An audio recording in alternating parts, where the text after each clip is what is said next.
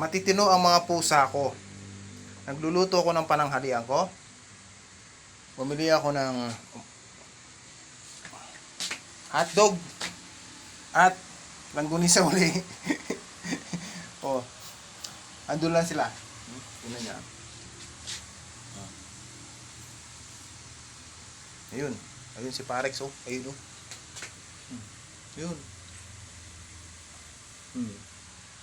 Tapos yung si Boss B1 lumayo at alam niyang maapakan ko naman ay madadapa ako.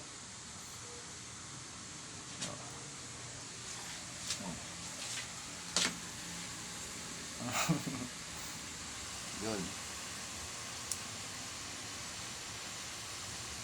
Babalik na rin ko na ang hotdog. Yo, ang ang longganisa. Okay.